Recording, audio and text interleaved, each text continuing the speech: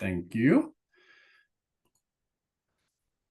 Good afternoon, everyone. I'm Jeremy West. I'm with the Urban School Food Alliance. I'm their Chief of Finance and Operations, and this is our webinar called Connecting Local Producers to School Districts. And this is, we've been doing these around the country in different regions, offering these webinar trainings. It's funded in part through a cooperative agreement that we have with USDA. And we're excited to be partnering with a couple of school districts and our local host, Ogallala Commons, who we're going to hear from here in just a minute. To bring this training to you. We'll keep you here at an hour. We won't go over. We will have some time at the end for question and answers. I want to give you plenty of time to ask those, but certainly as we go throughout the presentation, if you want to pop your questions in the chat, we can be answering some of those along the way as well. We also have some additional resources on our website, urbanschoolfoodalliance.org. I'll review those a little bit more at the end of the presentation after our question and answer. If you're just joining us, go ahead and pop your name in the chat. Tell us your name and the organization you're affiliated with, and welcome today. I'm going to go on to our next slide. Just a little bit about Urban School Food Alliance. We're a nonprofit membership association founded in 2012 by 6 of the largest districts in the nation whose enrollments are 50,000 students or more. And we currently have 19 members, and they're across the country. And we do a lot of work in best practices and advocacy around child nutrition issues. And recently, a lot of procurement training as we work with USDA on a couple different projects. We're happy to be working with partners throughout the U.S. to bring our schools and producers together. On our next slide, I'm going to introduce you to Berlin, and she's here from Ogallala Commons. I know some of our other teammates are here as well.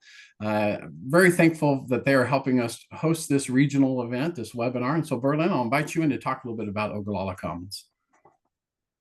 Hi, yes, my name is Berlin Arellano. I'm Director of Operations for Ogallala Commons. We are a nonprofit organization working in rural communities along the Ogallala Aquifer, specifically in rural communities.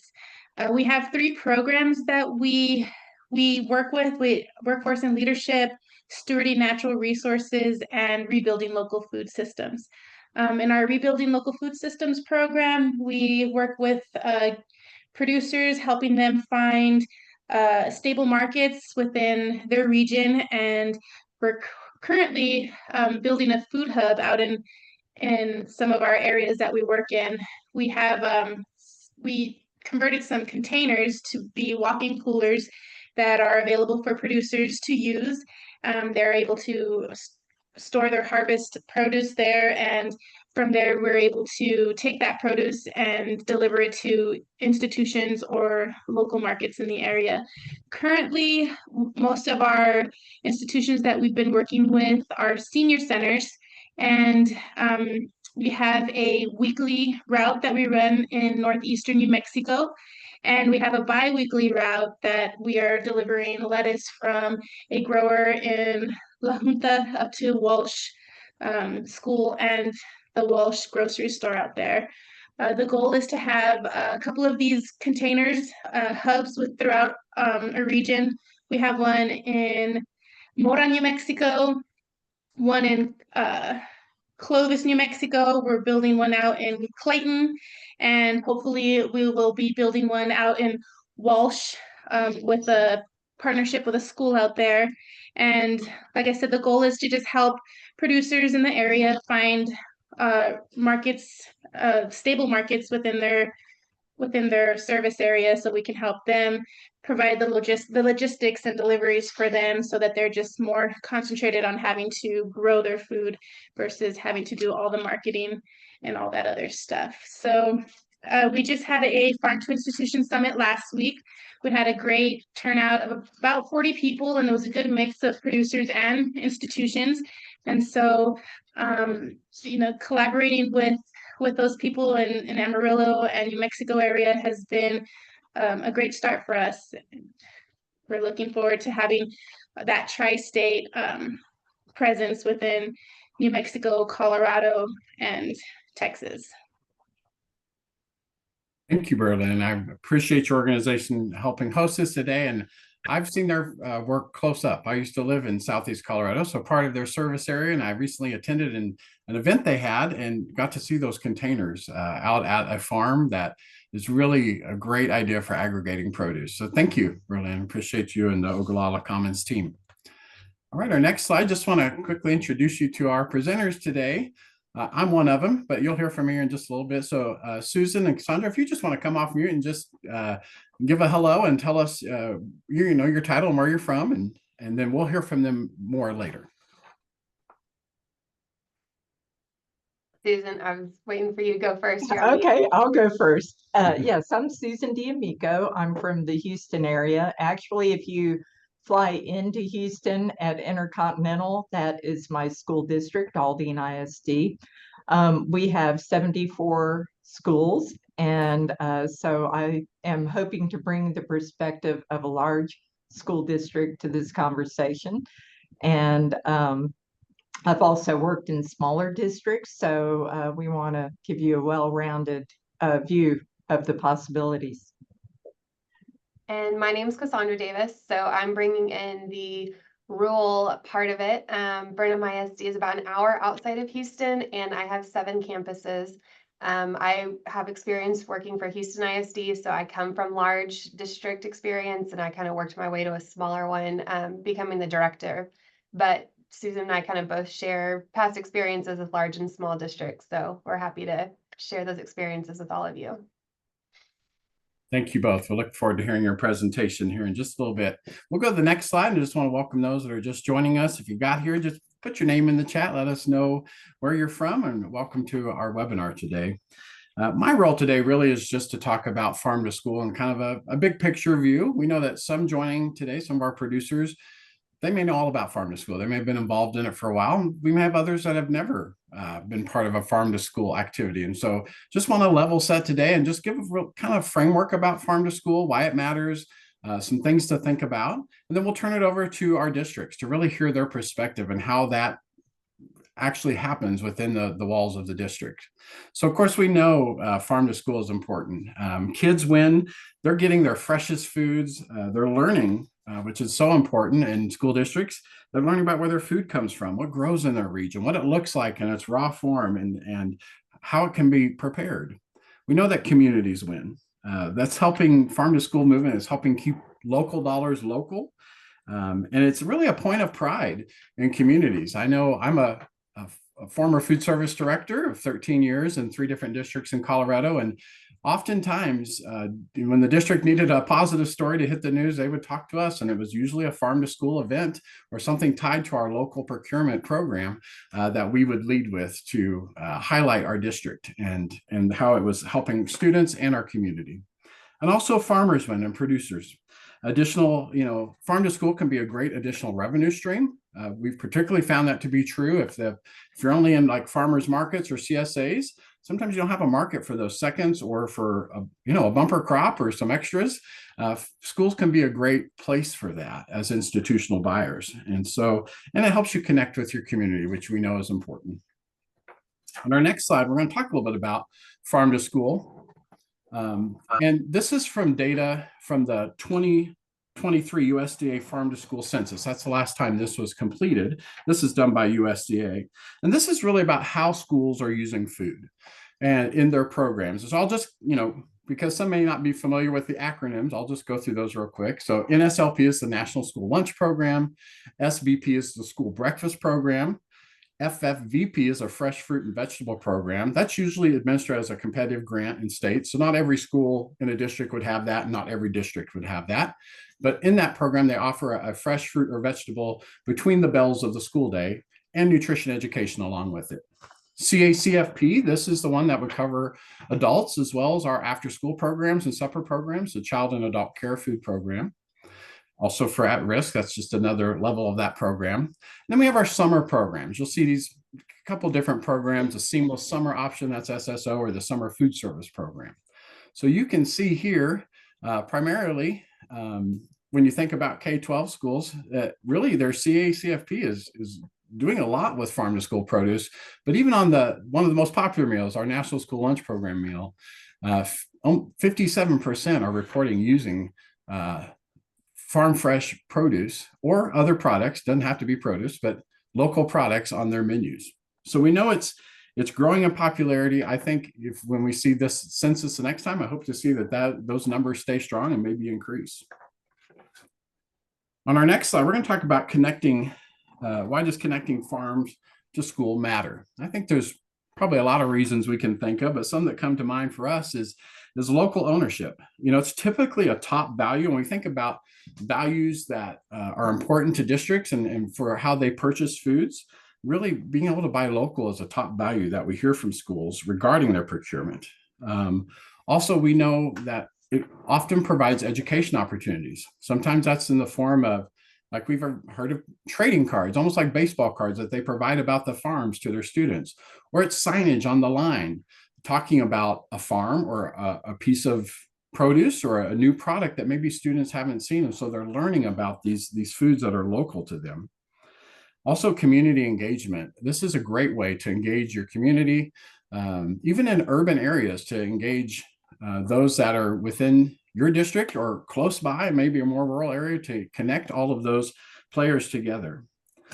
And we love that we're seeing the values that districts are really committed to producers of all sizes, but this has really opened a door for some of our smaller producers that maybe don't have big farms or a lot of product to commit, but they want to be able to support the efforts that schools are doing. We did a best practices publication with the National Farm to School Network a few years back, and that's on our webpage. So you might want to check that out for some additional resources. Next, I want to talk about a couple of myths that you might think of when you think about farm to school. On the next slide, Liv. First of all, maybe you've heard this or thought this: I have a small farm, so I can only sell to small schools, or vice versa. I have a big farm and I can only sell to the biggest districts. Well, that's true. There can be some benefit to that, certainly, to kind of match your size of operation to the size of district. However, we have seen this be successful with producers of all sizes selling to districts of all sizes. Sometimes that's third-party distribution is what's helpful in that. Or also co-ops or food hubs have been very helpful to that. So don't let the size of the district intimidate you as a producer.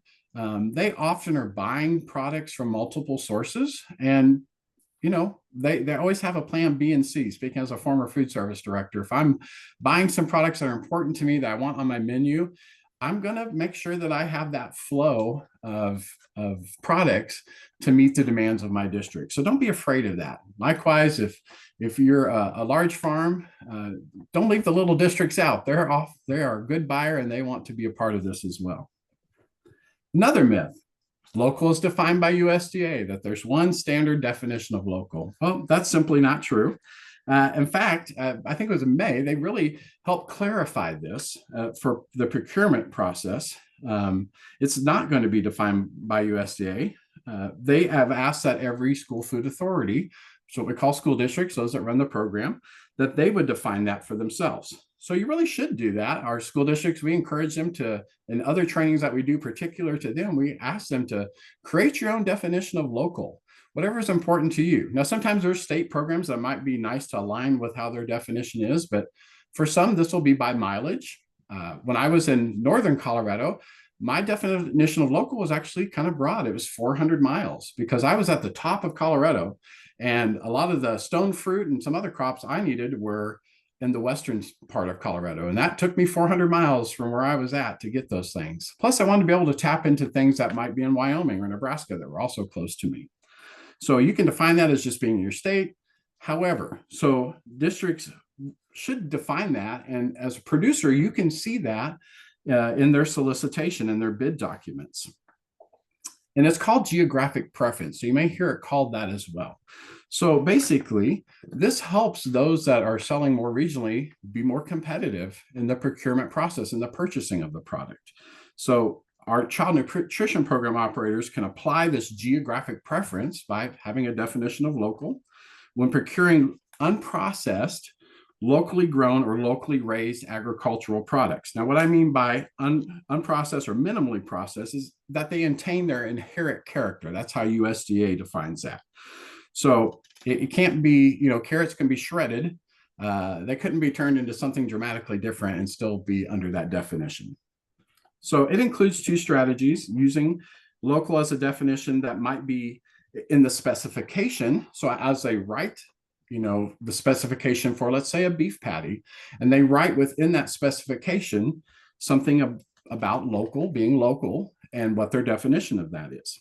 You can also maybe find that, and sometimes it's in both places, producers, when you look at bid documents, that it's in the scoring of it. So if they've done a request for proposal, an RFP, they may have that defined in their scoring advantage, that if it is local, you're going to get extra points for it meeting that definition of their geographic preference for local.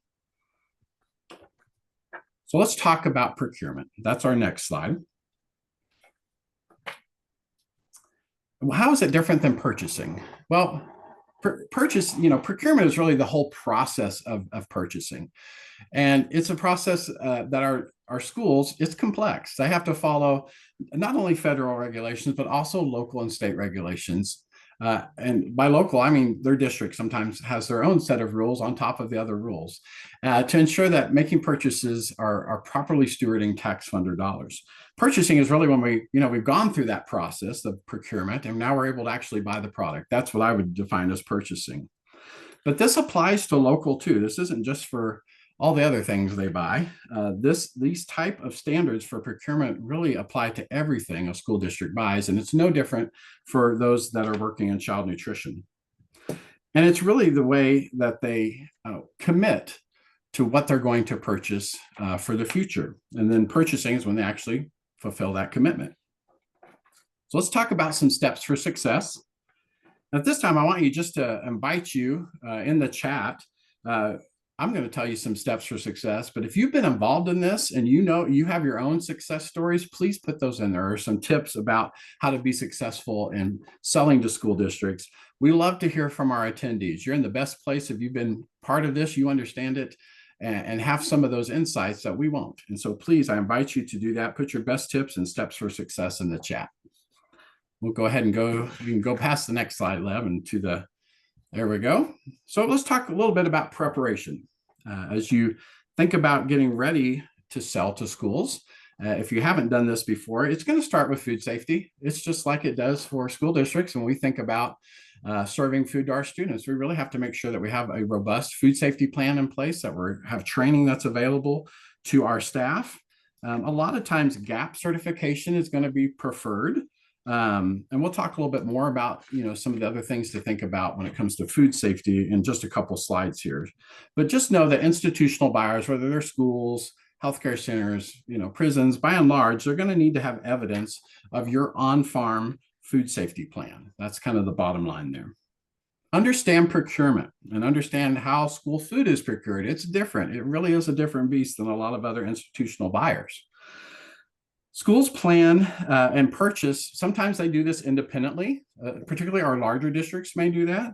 Oftentimes they're in co-ops or group purchasing organizations. I know Texas has a lot of good buying groups down there that purchase, several districts are together, or regions that buy together. Understand the terms. There's lots of different procurement terms and how they do this. So solicitation could be an IFB, an invitation for bid. It could be a RFQ, request for qualifications, or an RFP, request for proposal, or could be a sealed bid where it's line item. And so there's just different types of solicitation documents or bids. And so just begin to read about those things and understand what each of those means. Let's talk about having the right fit for your operation. Now, we've already talked a little bit about, if I'm a smaller farm, I can sell to anyone. And sometimes that's true, but sometimes, understand more about the districts that you want to sell to. So when I talk about right fit, it's not really about right sizing your operation to theirs, but it's really understanding how their district operates and making sure that you'll be able to meet the logistics of how they have to receive deliveries, that your harvest time is going to kind of match up with how they want to menu it, and if there's any flexibility in that. So, some districts may just be a better fit because of their location and how easy or difficult it is to get to them to do the delivery, or to get to a third party that delivers to them. So just think about that when there's a lot of school districts, especially in Texas, there's a lot of them in those surrounding regions. So find those districts that are ready for this and are a good fit for your operation. And then create marketing materials. Do this to a point, but know that school districts often have some resources for this as well. In fact, our larger districts will probably have marketing people in the child nutrition department, or they work really closely with the district's marketing folks. But for your part as a producer, just know that schools will want to promote your farm. They're investing in your products, and they want to make sure that students and families know that that's being offered on their trays. And so having a high quality photo of your products, of your farm or your farm family, if you want to do that, having a paragraph or two about your operation, along with some demographics, like, what you grew last year, whatever is important for you to promote. Make sure you have that available so that districts will want to partner with you on that to get the word out about the partnership that you have. Then let's talk about building the relationship. First of all, you have to get to the right person. And I've heard this a few times. It's hard to find the folks in a district, and that is true. I've experienced that, and I've worked in districts. I couldn't find some of my own people sometimes. So just know in school districts, depending on the size, they'll have a lot of different titles. So we could have executive directors today, like Susan, that's her title. They could be directors, they could be managers. Some of our smaller school districts, that kitchen manager, that's the highest title for that department. And they are the one that helps with procurement, and they do the free and reduced, they do all of it. And sometimes they work with their central office staff. But find the folks in child nutrition. If you want to discuss food, I recommend going to the food people. They're going to give you the best answers to that. Also, districts have procurement departments. A lot of times nutrition services funnels up to them. In fact, most of the time it does. But sometimes they may not have all the answers that you're looking for because they are over procurement on a much wider scale. So get to the nutrition folks. Plan to visit. If you really want to get serious about this, I invite you to visit the district and invite them out to your farm.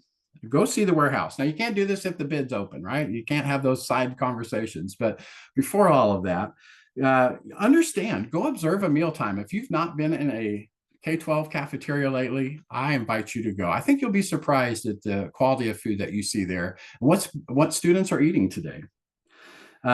Visit those commissary kitchens if they have one.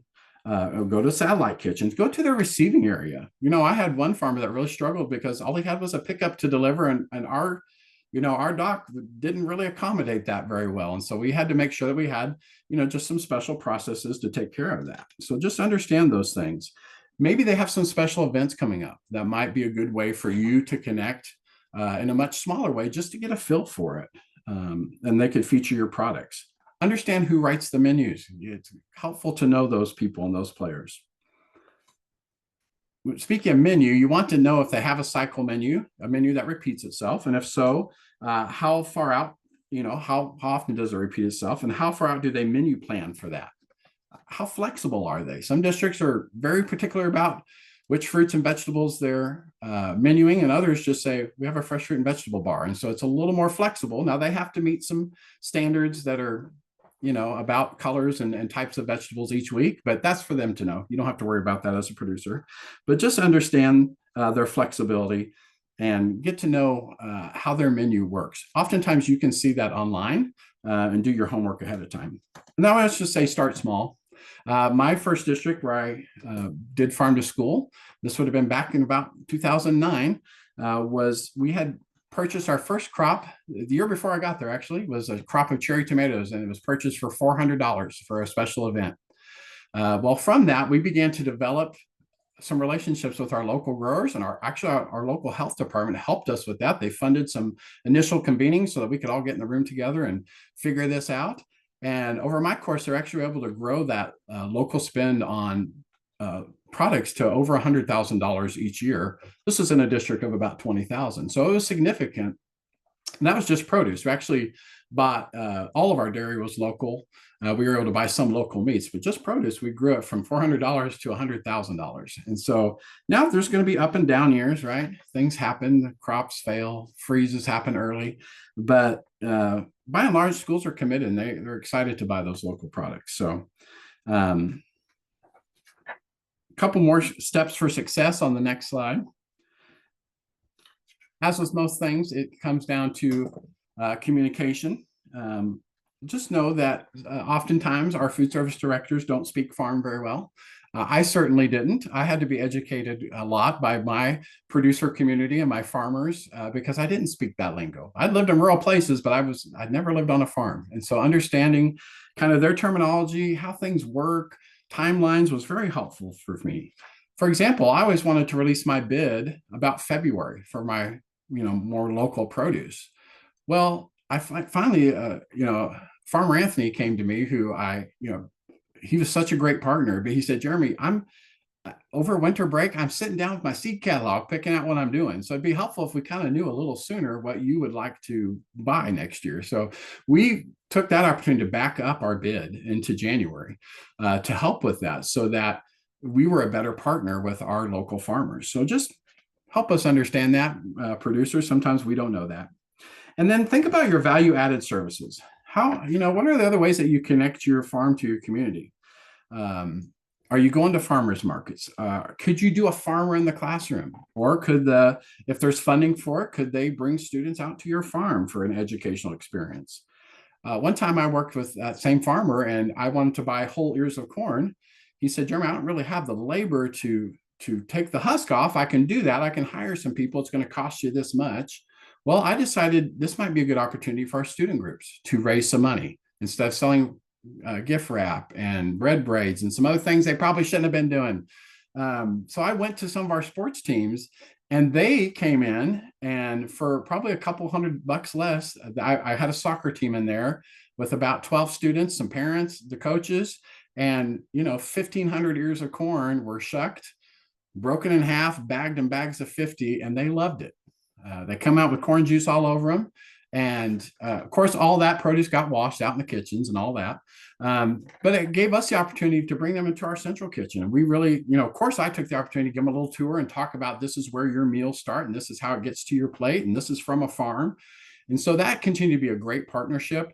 And I was able to work with several of our high schools in that town to help fund student groups to buy $400 to $600, depending how much we were buying every time we did that. And so that was a good partnership. But if you can offer that, sometimes that's very helpful too. So know those value-added things that you might want to add and let your food service director know about. I'm going to end with food safety, and I'm going to turn it over to Susan and Cassandra.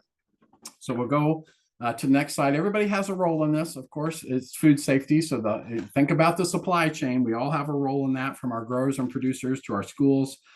Our legislators, our regulatory authorities have to make sure that, all of us are following that and have a good plan in place. And our distributors, whether that's getting their produce from the farm to a distributor or a distributor to us or us redistributing out to schools, we have to have those food safety plans in place.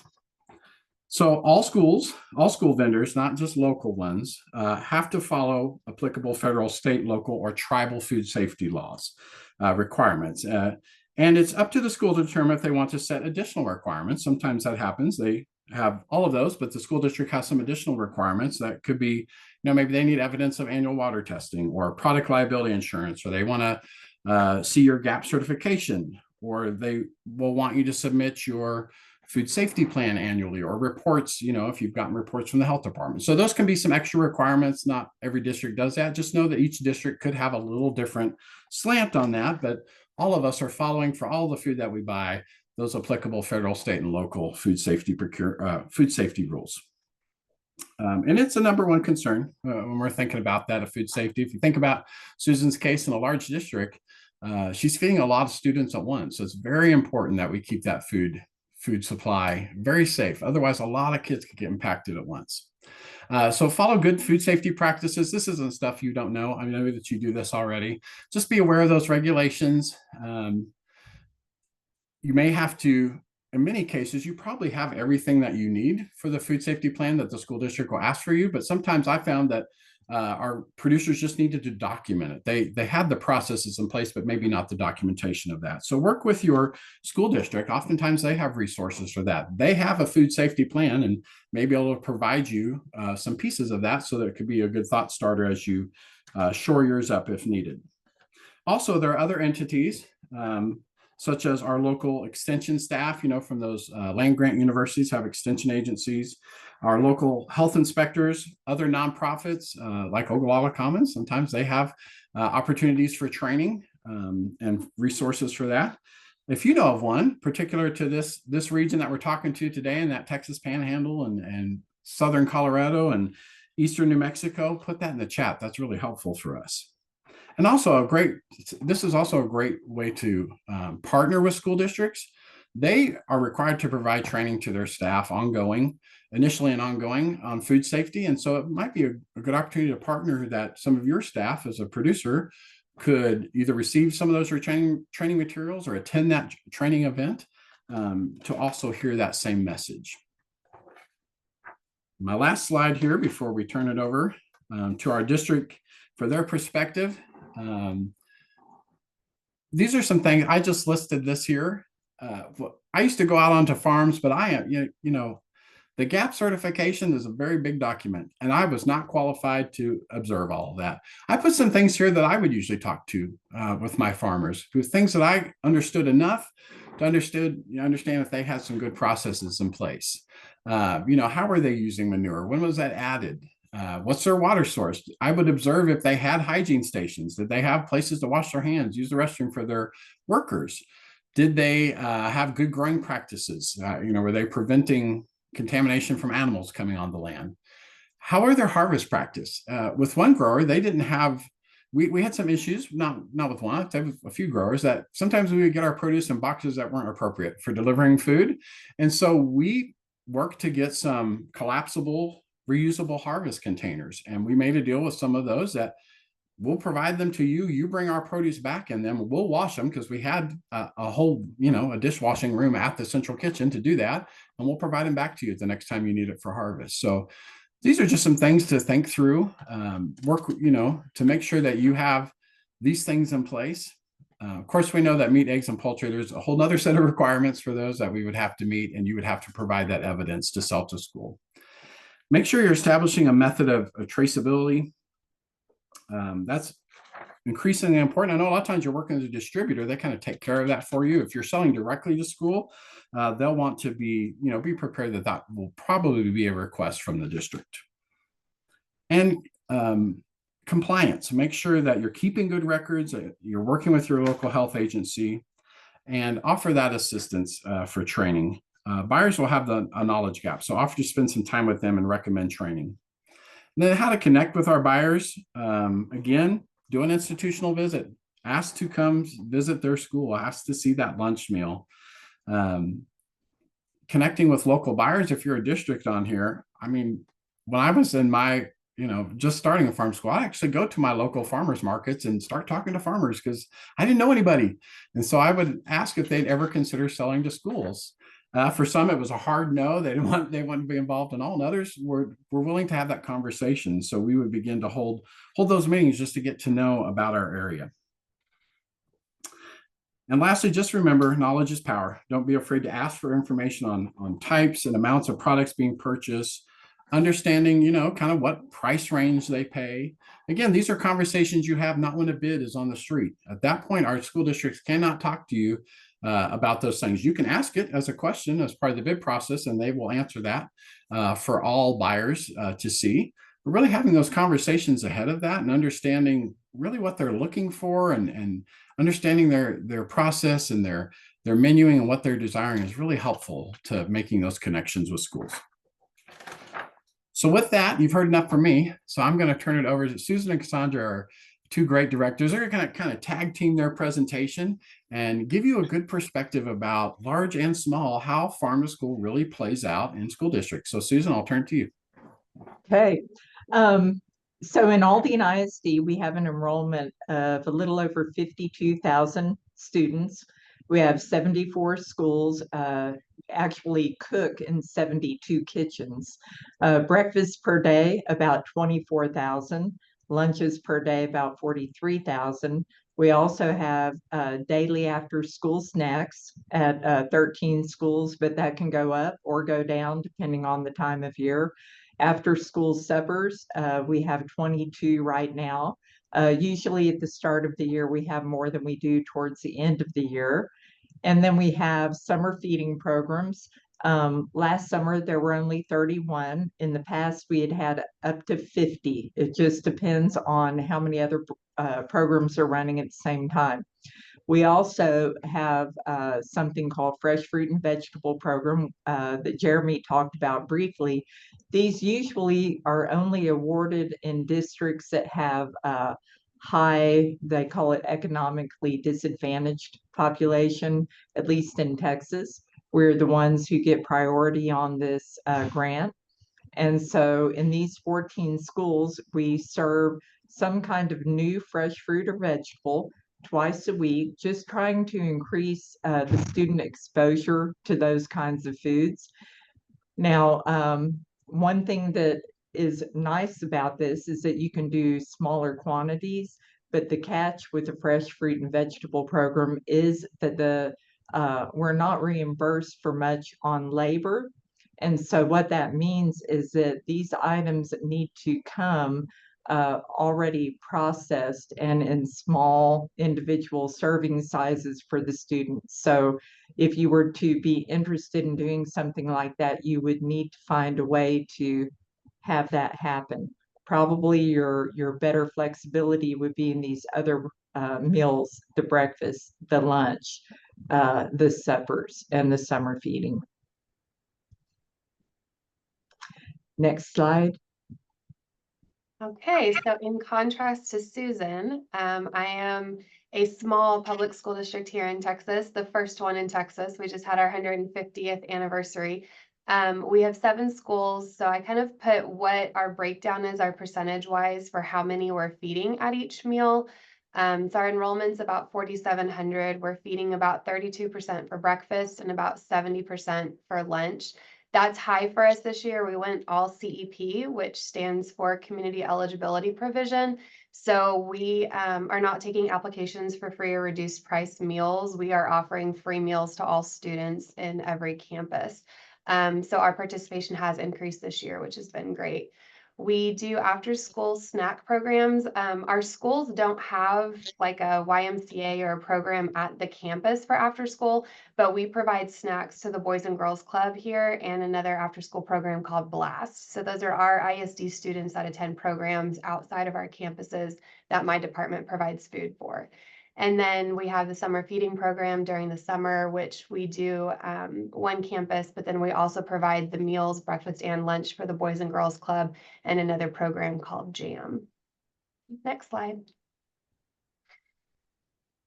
Okay, so in Aldine, this is really where I've had my most interest in trying to get local products, which, by the way, I define as anywhere in Texas. As long as it was grown in Texas, I consider that local. And so at every one of our primary schools, which we have 11, we have local produce once a month. And we don't do what we usually consider a full serving size, which is a half cup. We have samples. And so that usually it's about a fourth of a cup, and it's available for every student to try, but they're not required to try it. We usually have nutrition education in conjunction with that produce being available. Then at every grade level, so that is in addition to the primary school, we go back to the primary school with Farm Fresh Friday once a month, all the way up through 12th grade. And it's also a sample. And you can see photos below of what that looks like. And again, they're all locally grown. We also celebrate TDA, Fresh Fruit and Vegetable Day, which is a Texas tradition now. This will be the 3rd year this year, first Friday in April. And so we have a big celebration with that. We usually bring in something locally grown that the kids don't get very often. For instance, last year it was fresh strawberries from Texas. We also had a large celebration, and the Texas Agricultural Commissioner came to Aldine, which was a big thing. And then we also have the Farm Fresh Challenge. And so we make sure that in October that we have certain products from Texas featured on our menu. And we have won the award Cream of the Crop from Texas Department of Agriculture for doing that. A big initiative here, we have a large garden in the back. We got a grant to build the garden. It's now maintained by a professional gardener. We bring kids in there and we have them learn where food comes from by having them plant the food, harvest the food, and then we actually make healthy recipes with the kids to eat the food and experience it. So we're very interested in local produce. Next slide.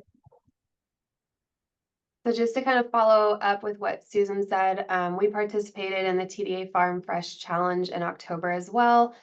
We also received Cream of the Crop. And just to kind of break that down, Cream of the Crop is the highest tier that a district can win. To win that, we had to offer 6 different local foods representing 3 different meal components. So that's 3 different food groups, basically. So fruits, vegetables, milks, breads, grains. We also had to host or teach nutrition education classes to students. And then you also have to be social and put out there to the community or on your pages what you did to support the local. So it's something that a lot of districts take pride in. So when Jeremy was talking about having those farmer cards or different bios or photos, those are things that we need in order to win some of these awards. We also participated in the TDA Fresh Fruit and Vegetable Day, the first Friday in April. This year, TDA partnered with a vendor to do a contest. So I do have to say that we're small, but we are mighty. We won out of all the school districts in Texas. So my little district won first place. So we were pretty excited about that. And there's just some photos there. We did some newsletter type things on the line so students could see where the food was coming from. We had all different types of local food on the menu. And then we also do a local hydroponic tower. So it's behind me. There's nothing in it right now. But there is a photo down there in the corner. We took the panels out to students and let them actually harvest the lettuce that I grew here in my office. So the students got to take it out, they got to wash it off, and then we made lettuce wraps with it. And I didn't think they'd go over very well, but kids were eating seconds and thirds of lettuce tacos. So it was pretty exciting to see how invested they get when they can get their hands on the local items. Next slide.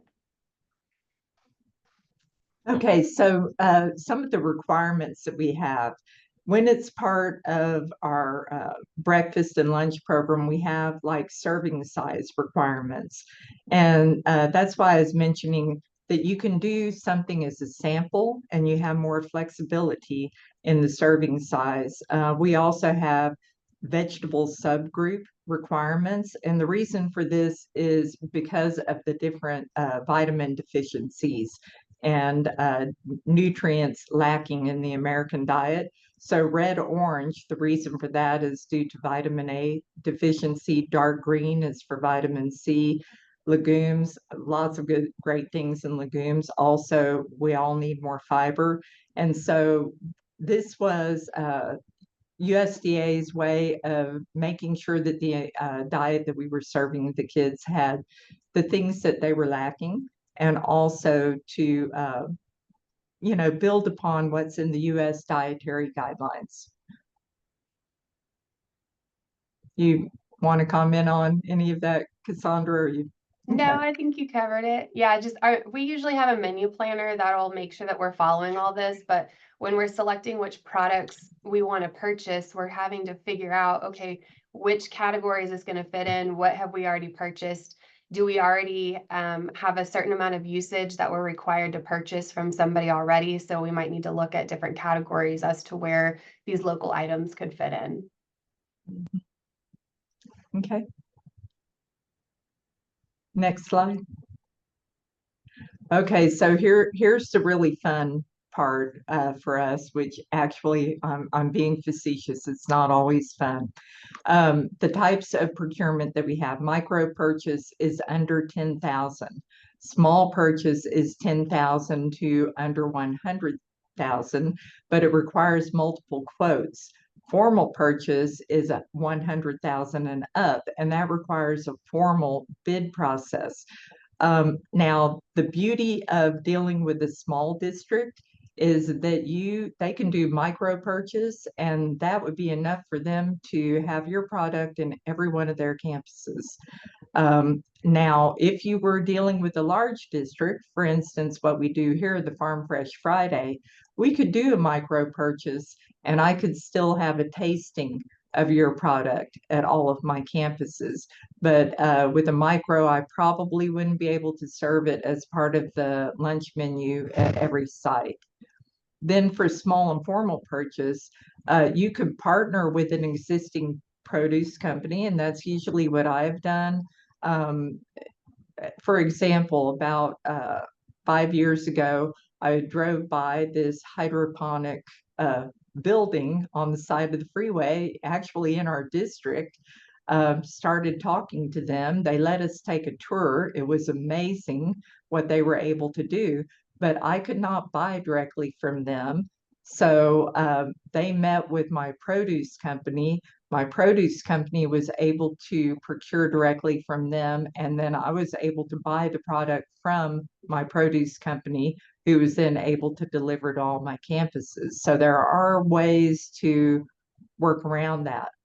And then for dealing with the district business office, you would need to be set up as a vendor, and then you would need to be a little bit flexible in how you have your payment options.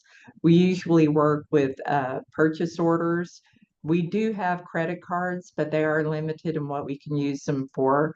And then if you became a permanent vendor, you can be set up on an ACH where you get your payments directly when it's time to cover what has been used during the month. Anything you want to add, Cassandra? No, I think just as you're kind of thinking through maybe how you want to get started with a district, just knowing that that micro purchase, whether you're doing samplings for a large district or you're trying to get in with a smaller district, you don't have to have quotes out for that necessarily. So if you are able to kind of work with a district and give something a try, or try to pilot something, if you can fall underneath that $10,000 mark, that's going to be a good way for y'all to kind of learn each other, for the district and the producer, to kind of see what's going to work and maybe work through some logistics before you go out for all of the quotes and going through one of those more formal ways. And then I see a question in there. Are these price caps? Is there a list of prices of products you purchase regularly? So I know Susan and I, we both participate in co-ops. And then if you kind of look at the chart before of the different subcategories we have to do, you can look at the dark green category. Most of us are doing maybe spinach, romaine. There might be a few collard greens out there, but the majority of what students are going to eat are things that they're probably seeing at home or at the store. So when it comes to different produce items, the more unique you go, the less the students have probably seen it. So we're probably not purchasing a lot in that category. Everything we do is open to public knowledge, so we can always share with you the information and what we're purchasing. And interestingly enough, things that we're used to having, like grapefruits, some of our kids have never seen grapefruits before. And so we tried to bring things in like local grapefruits, local watermelon, and they love it.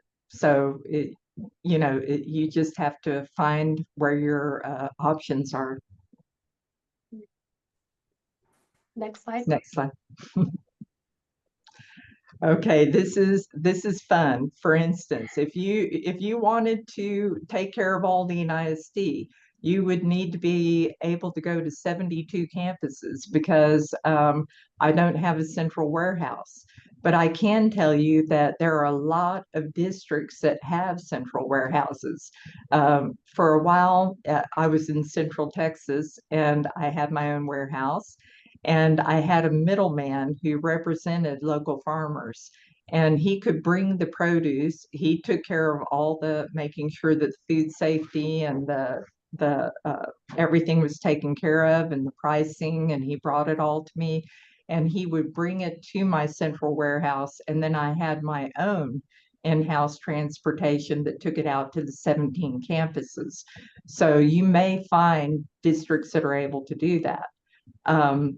For now, whenever I want to use local produce, I have to set them up or find a way for them to be connected with my produce company, because I don't have a way to distribute out to my campuses. You also can sometimes deliver to some main hubs. For instance, you could deliver to all the high schools. Like here, that would be 6 or 7 high schools, depending on what we were doing. And then campuses can pick up from there, but in general, we avoid that and like the direct delivery. Cassandra? Yeah, and I included this photo. So on the next slide, I go a little more into a grant that I recently did. But this was a farmer. He was about 30 minutes from Brenham. He had a small family farm, was super excited to bring items. And when I said, you know, on average, we're serving about 3,000 servings, his jaw kind of dropped. And he's like, well, I don't have that much, but I do have this, you know, squash that I'd love y'all to try. So this was, you know, him bringing what he had that he wanted to sell to the district. Which was great, but that wasn't going to go very far when we're looking at, you know, taste testings or samples or even just trying to get it to our small district. So he was very proud of what he had, and we did put it out there for a few students. But yeah, just sharing that. Next slide. So like I mentioned, Brenham ISD was awarded $82,000. The past 2 years, we were able to utilize it for a local Foods for Schools cooperative agreement program. Basically, we could buy anything that was minimally processed. So like Susan had mentioned earlier, if you were going to do carrots, you can't turn that into carrot juice that's hidden into some other fruit juice that kids don't know that they're eating a carrot. But we easily used up our $82,000. And it was on items that a lot of students hadn't seen before. So I had the grapefruit picture earlier. Students maybe had heard of grapefruit, but they had never tasted it or seen actually what the color of the grapefruit inside looked like. So it was a great opportunity. That was $82,000 that I didn't have in my normal budget. It was grant money given to me. So we were able to kind of go out and we sought some of those extra opportunities that maybe we wouldn't normally have done. And then I did put on here, if you are looking to work with a school district, applications closed last Friday, but there was a Farm Fresh student engagement grant that districts could apply for. Some of the grant funding was allowing for field trips for them to purchase local foods, but there were a lot of different opportunities there. So it might be worth reaching out to some school districts to see if they did apply for that, and maybe you have an opportunity to get in with that grant. And that varies and could come back. We could have more of those return. It just depends what's going on at the time. Next slide. And this to me is huge. When I was in Central Texas, the guy who was my middleman would actually provide me photos of the farmers. And every month I would have a photo of the farmer. And it maybe be, you know, a farmer from Marfa, Texas with some tomatoes. And I just put like one sentence. And then it became like a feature that I changed every month on my website and wrote, you know, this month we're having this local produce, and it could be grapefruits, tomatoes, you know, whatever I was able to procure through that connection, or even some that I was getting from my regular produce company. But it was very educational for the people who we were feeding. And so anything that you can do like that is definitely a value added and very attractive to us, because we want the families who we're serving to know how much we care about nutrition education and about teaching their kids healthy habits. And we would love to be able to take kids on a tour of a farm and have them see firsthand where their food comes from. We also are all trying to do nutrition education. I actually have a full-time nutritionist here in addition to the dietitian who plans the menus. And so we're always looking for new ways and new ideas to educate the kids on nutrition.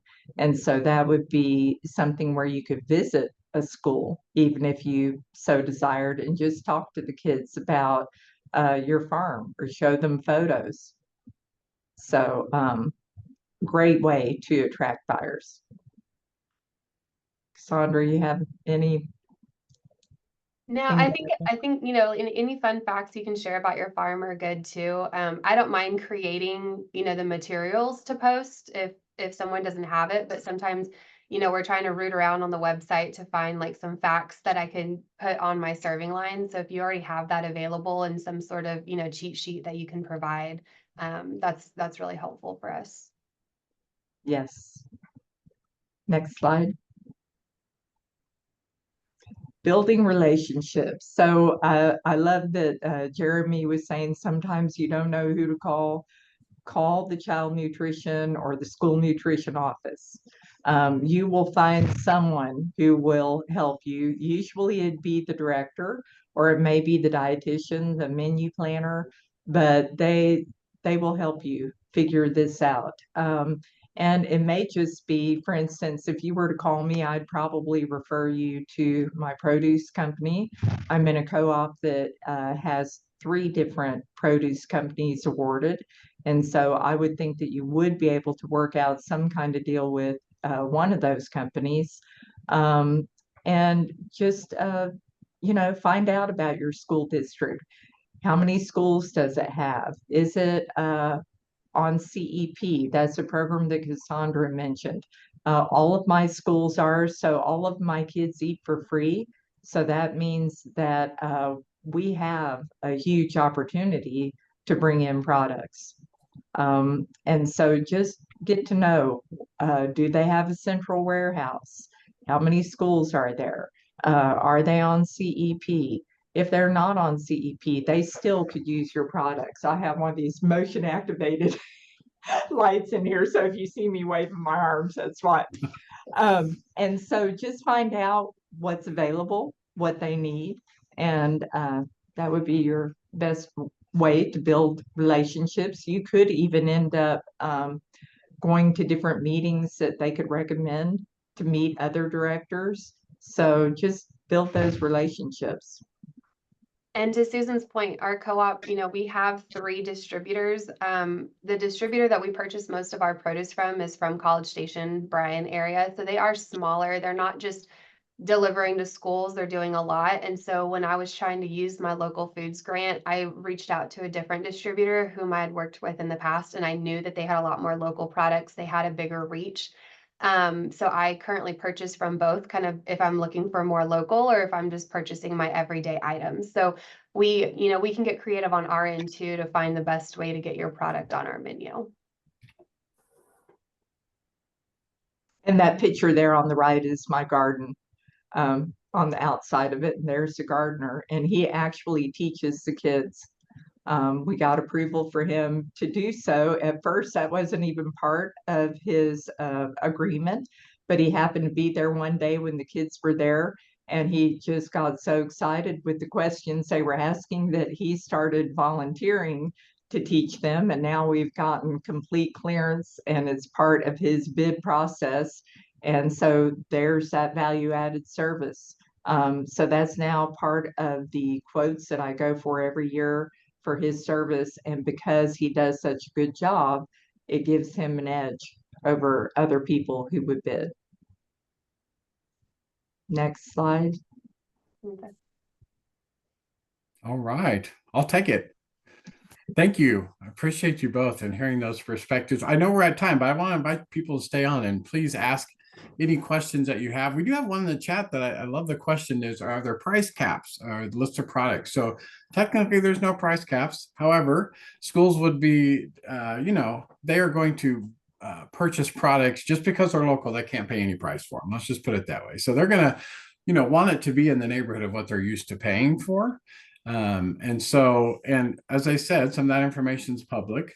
They are institutional buyers. And so just know that when you're selling to institutions, it's really about volume, right? You're going to get a lower price point, but you're going to get a lot more sold at once. And so that's the benefit of institutional buyers. And really, there are some price points that maybe, like Susan alluded to, and I did this myself, if there were some products that were, you know, a little too expensive for me to offer regularly, I would do them for special events or for like an A to Z salad bar or those testings when we were just giving them samples. That's a great way to do those more expensive products that maybe you can't offer all the time. So really, there's, there's a price point somewhere in any program to help with that. It's just how much you want to sell to them. And just know that for the National School Lunch Program, I mean, they're producing that entire meal and raw food costs under $2 in most cases. And so you don't have a lot to spend on any of those 5 components along the way when it comes to raw food costs. So that's just the reality of school food right now. All right, any other questions? Feel free to come off mute. If some of you have to go, we understand that. We do appreciate it. Let's go to the next few slides. Before you go, I just want to let you know that we do have some resources. Here's a good QR code to get to our resources tab at Urban School Food Alliance. Also, I encourage you to check out Ogallala Commons when you get a moment. They have a lot of great resources. And for folks in the region, they do a lot of trainings on different topics, not just farm to school, but all kinds of things, lots of work in this region. And so check them out as well. But we have a lot of different resources there. And we'll go to the last slide. I am not Dottie. She couldn't be here today. I'm Jeremy West, but you can reach out to Dottie or you can reach out to me. It's the same email address. Just put J West instead of D Arnold and you'll get to me. So we appreciate you being here. We so appreciate having Susan and Cassandra tell us how it is out in the districts. And thank you for that. So feel free to stay on. We'd love to hear your questions.